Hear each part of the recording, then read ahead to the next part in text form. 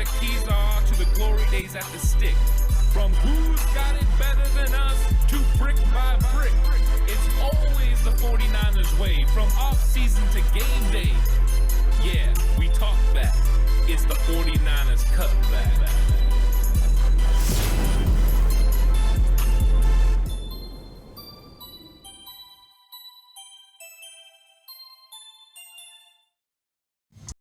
It's 49ers Cutback Podcast time. Welcome to the show. This is going to be a lot of fun. We're going to go over a lot of interesting news that's been coming out of Santa Clara because the 49ers are having rookie minicamp, which means we got to hear from Steve Wilkes, the new defensive coordinator. We got to hear about the new 49ers jersey numbers, some players changing numbers, other rookies getting their numbers. This is going to be a fun one, but we're also going to hear Steve Wilkes talk about Drake Jackson in this one. So, this is going to be one of those ones. Buckle up. It's time to talk San Francisco 49ers. New defensive coordinator Steve Wilkes addressed the media, and this time he really got into a lot of the things about not only why he chose the San Francisco 49ers, but also what the scheme was going to look like. But there were some pretty interesting comments that he made during his interview that I want to get into because he talked about his philosophy and how his philosophy aligned with the San Francisco 49ers, but then he gave some key insight on Drake Jackson. And Drake Jackson has been one of those interesting conversation points during the offseason. The 49ers especially need to make sure they can come up with a defensive end opposite of Nick Bosa. They had Samson Ebukam, they had Charles Omenihu. Both of them have went to other places for a lot more money. Drake Jackson, his second round pick last year at number 61 overall, has been thought to be the eventual replacement. But Steve Wilkes doesn't just talk about Drake Jackson. He also gives an honest assessment, which we're going to get into in a second.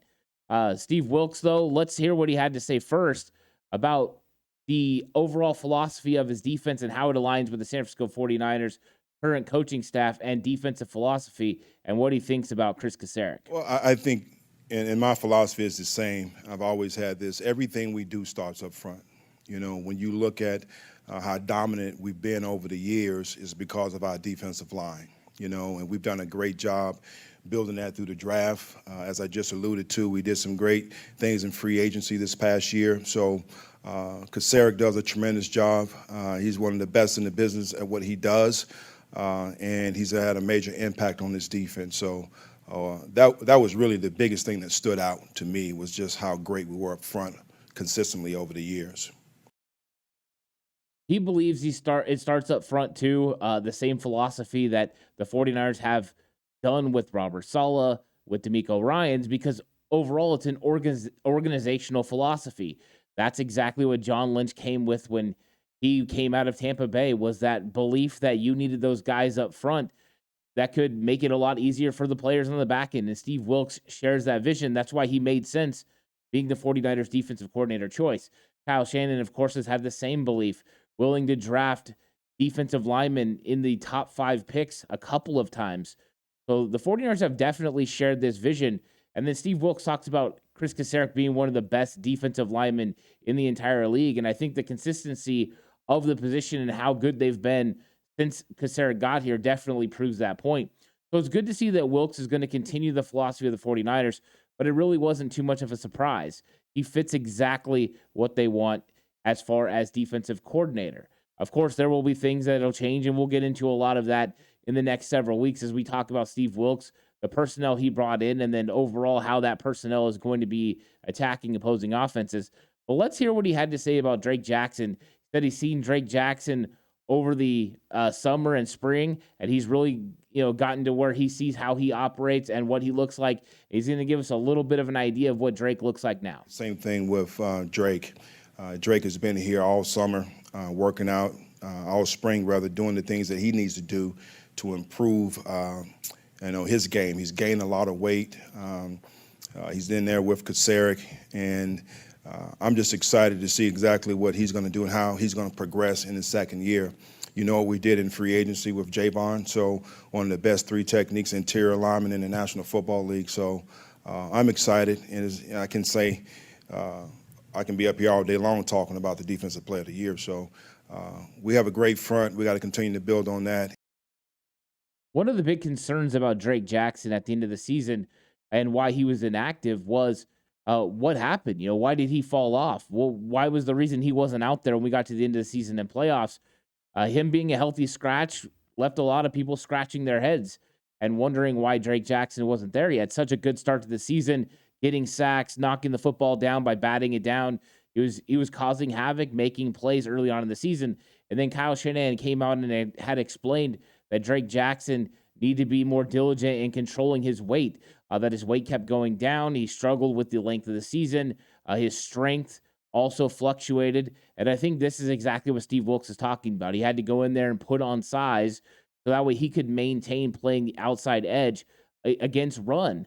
That was one of the things you have to be able to do is set the edge against the run, and Drake Jackson didn't do that great in year one. He did get after the quarterback. He shows tremendous bend. There's a lot of things I like about Drake Jackson, but those inconsistencies are the things that concern you when you're talking about a player that's going to play opposite Nick Bosa. They're expecting him to have a step forward this next season, and he has to do it. So Drake Jackson is working out. He's getting bigger. That's good news for the 49ers. That's good news for Drake Jackson.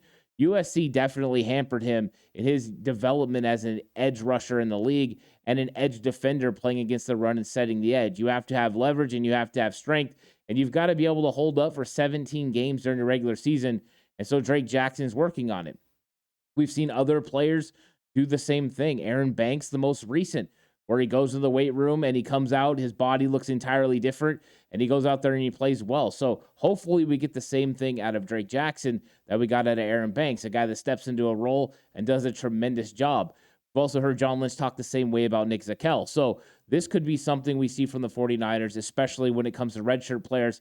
I wouldn't really call Drake a redshirt player considering he was a part of Chris Kaceric's rotation, but I think he's a guy that the 49ers believe needs to take a next step. And then here's Steve Wilkes' honest assessment of Drake Jackson and what he saw on film from last year. A lot of inconsistency, I saw a lot of talent, a lot of skill set, but someone that needs to really, as I just talked about, get a little stronger, get a little bigger, and he's working hard. So I'm looking forward to him once again taking that sophomore leap, that second year and really improving and doing some good things.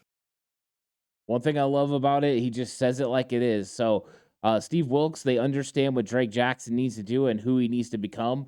And they've went out and they've gotten players in free agency. They've gotten players in the draft, and they're going to continue to develop them as Drake Jackson continues to develop. But with that extra size and conditioning, we'd expect Drake Jackson to take a step forward.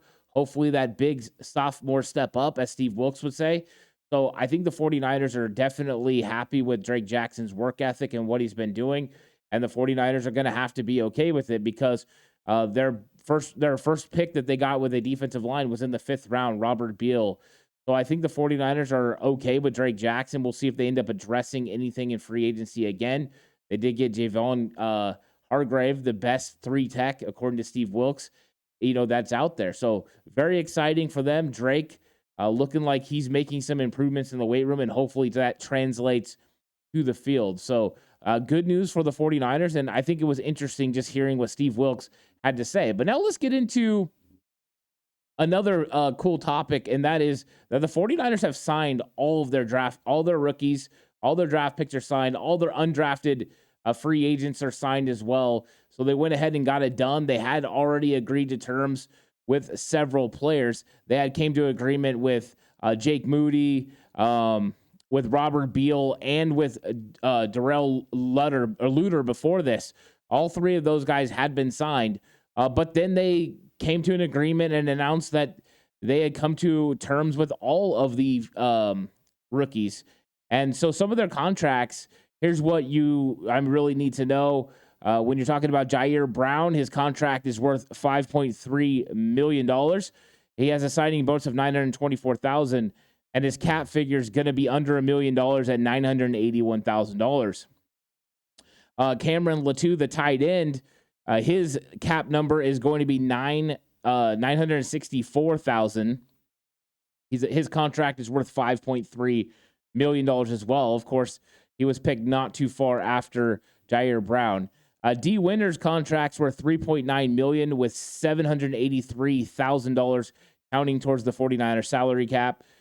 Braden Willis contract is worth $3.9 million, with 769 of that, basically $770,000 going towards the salary cap. And then Ronnie Bell, who was drafted in the 7th round, his contract worth $3.9 million and almost $770,000 going against the salary cap. Same with Jalen Graham, same exact figure as Ronnie Bell. So $769,000 going against the cap. So not a lot of, big money going against the salary cap, especially with the 51 rule, and it has to be a top 51 contract to count against your salary cap. Most of these guys are probably all of them won't fit against that. But the 49ers also announced that they had signed 12 undrafted free agents.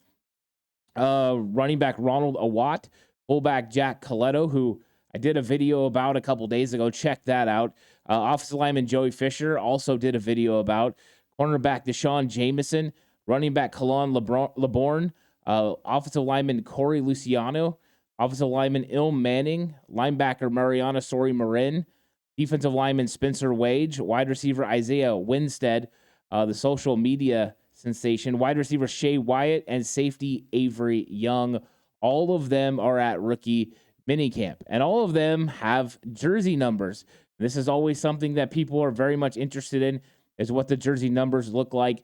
Jake Moody, the kicker, will be wearing number 4. Braden Willis will continue to wear number 9 like he did at Oklahoma. Ronnie Bell, number 10. Jair Brown is wearing number 27. Darrell Luter is wearing 28. Isaiah Winstead, who we talked about, one of the undrafted free agents, I'll mention him. He's wearing 28. Robert Beal is wearing 33 like he did at Georgia. Let's see if there's anyone too that changes their number. I'll get into that in 1 second. Jack Coletto is the undrafted free agent wearing 49. D. Winters is going to wear 53. So a little bit of Navarro Bowman action there going from him. Cameron Latou will wear 81 like he did at Alabama. So those are the guys, the draft picks, and what they're going to be wearing. A couple of guys who changed their number. Jason Poe is now wearing number 51. So he's changed his number up and will be wearing 51 this year. And so it's a good group that's going to be there. There was some fun names that I saw on here, and they're all out there competing at rookie minicamp. And Marcelino McCurry-Ball is out there as well. Taylor Hawkins, Quantrez Knight, all guys just like Jason Poe, who were undrafted free agents last year, that are out there and competing with these guys. It's rookie minicamp is first and second year players, and the 49ers have an abundance of them that are going to be out there. So it's an exciting time in Santa Clara. These are the jersey numbers for the young rookies. They're getting out there and competing. And then the guys from last year are trying to make a name for themselves and make this roster. The 49ers are going to be in rookie minicamp for the next couple of days. Going to be an exciting time, and there's going to be a lot of really cool stuff still coming up with the channel. So I'm excited about the videos coming up. Like the video. Thanks for watching the news update. Give a subscription so that you get more content just like this. Really appreciate all the support. Pushing towards 4,000 subs. But until the next time, stay safe and remember the right way is always the 49ers way.